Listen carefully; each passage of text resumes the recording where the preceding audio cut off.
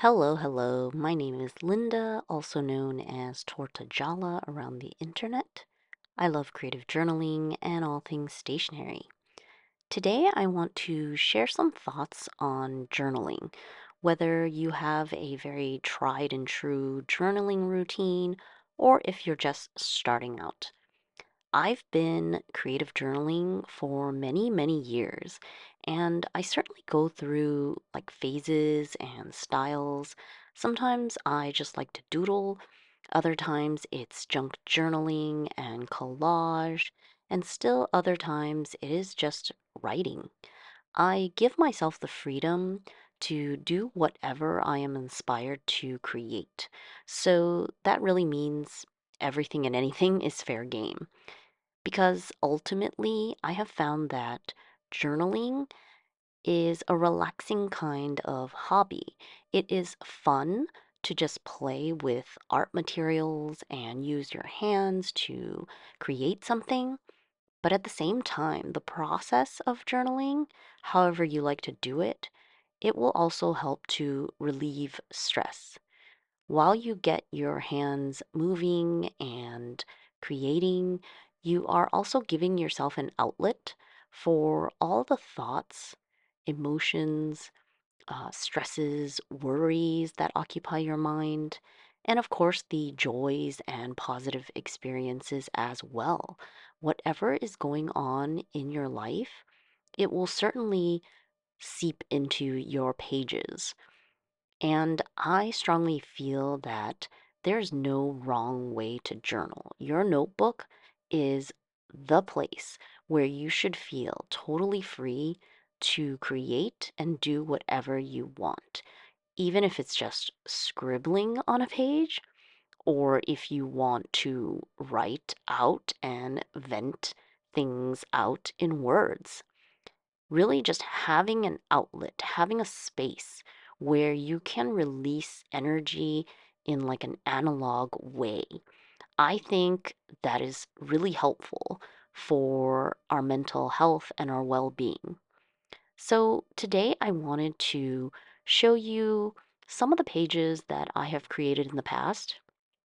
This is an 18-month moleskin notebook, which I used partially in real time to the dates that are in here. That it's from 2023 to 2024, but I continue to use this notebook even today because I was not creating in it daily.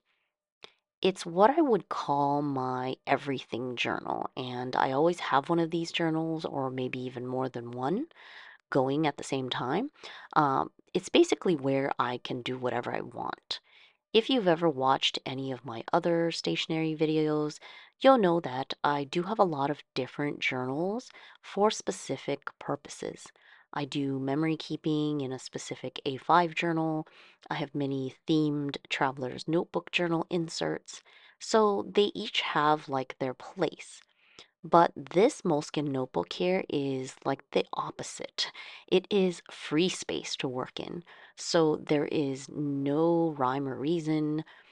It is also not a daily thing or weekly thing. It doesn't have a frequency. It's on and off just whenever I feel that I want to work in this notebook. And as you can see, it is very chunky already. I realize that not everyone is into chunky notebooks, and so you can certainly work in a smaller notebook or in thin, like stapled inserts. Those can help reduce like the thickness of a notebook if you prefer that. But generally, I am a collector of ephemera. I also like to use printable papers, and just generally, I add a lot of stuff to my pages, so that's why this is so chunky. My hope in sharing some of my pages with you today is to help inspire you to journal, whether it's just writing out your thoughts to more elaborate pages and everything in between. I do feel that everyone can benefit from a journaling practice, and I've been doing this for so many years. I know that there can be slumps and periods in life when you just don't feel very inspired, and you think maybe, oh, I've lost all my creative mojo, or maybe you doubt if this quote unquote journaling thing is even for you. And I have certainly felt that way many times in the past. Gosh, it's been, more than 20 years that I've had some form of sketchbook or journal. But I'm here to give you just a bit of journaling encouragement because I think that lulls are completely normal. They're simply part of life because our lives change, there are cycles and phases and seasons. So, of course, there will be times when you journal less or not at all due to certain circumstances in life. And I think it's okay to rest and recharge and just let yourself naturally come back to it when you are ready. But sometimes you really want to journal and you feel that itch, but you find yourself sort of staring at the blank page because maybe you don't have any specific creative idea to go off of, and you don't have a clue of what to actually do. And to be honest, these exact thoughts have been on my mind lately in the past couple of weeks. I have been in a little bit of a slump. Life has just been busy, and I've had less time in general. And there have also been some bumps along the journey that have made me feel very anxious and uneasy. So that when I sit down and want to journal, I still don't really know what I want to do. And I've been feeling very low on energy, lots of feelings, but nothing coming out on the pages. So, I wanted to share a few ideas, sort of like tips and encouragements on how to keep your journaling practice going, even if you're not feeling so inspired. The first tip I want to share is sort of what I'm doing now. It's to go and flip through your past journal pages. I find that sometimes just looking through what I've done in the past, it'll help to spark some ideas.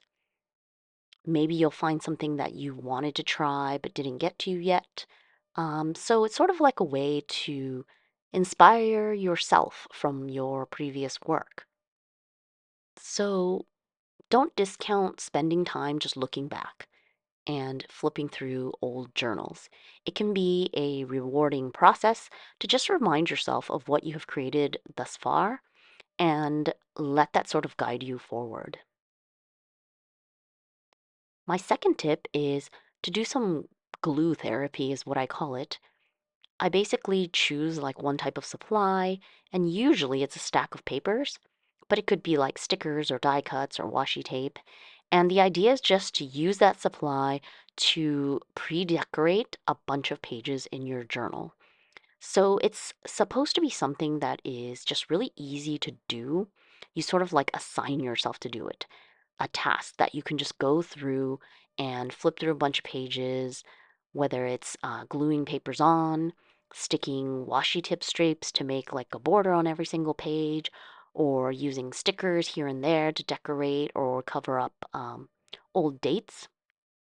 The idea is to just get your hands moving and doing something. So it's like jump starting the process.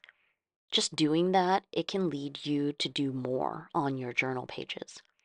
But even if you end up just doing this one task, like this glue therapy kind of idea, and nothing else, trust me that just using your hands and doing something and creating something, at the end of the day, you're going to feel better. I call it glue therapy because for me, it usually means gluing things down. I just find a lot of comfort in doing something like that. And again, you can also just use stickers, like clearing out sheets and sheets of, old stickers that you have lying in the drawer, or maybe smushing around blobs of paint on a page to create some backgrounds, or maybe just scribbling or mark making or drawing a border on every page. It really can be anything, but just some sort of defined action that is easy for you to just go and do on a bunch of pages. I think that that can really, really help. Finally, I wanted to show you some pages that I've created in the past from joining challenges online. There are so many journal challenges and prompts that have been posted online, and they come in many like themes and communities. You don't have to do them like in real time because often they are connected to, particular dates. For example, you can just go up and look at the prompts from like a prior Junk Journal January challenge where they list out all the prompts for a month. So it's almost like giving yourself an assignment. So you start doing that just to get yourself going and creating and back into your journal. And before you know it, you'll have other ideas and pages that you will probably want to do. And so looking for prompts or challenges to sort of jumpstart your process and get back into it, that is another idea. And I have definitely created many pages just to get myself back into journaling by following some of these challenges online. And so those are just three ideas to give you a bit of journaling encouragement. One is to revisit your own work.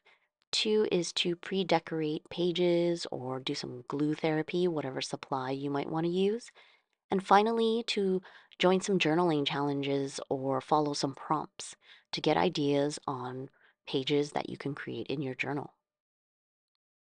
I hope that these tips will help you out in your journaling practice, and I hope that they can help encourage you to get you back in your journal if you're in a little bit of a slump like me.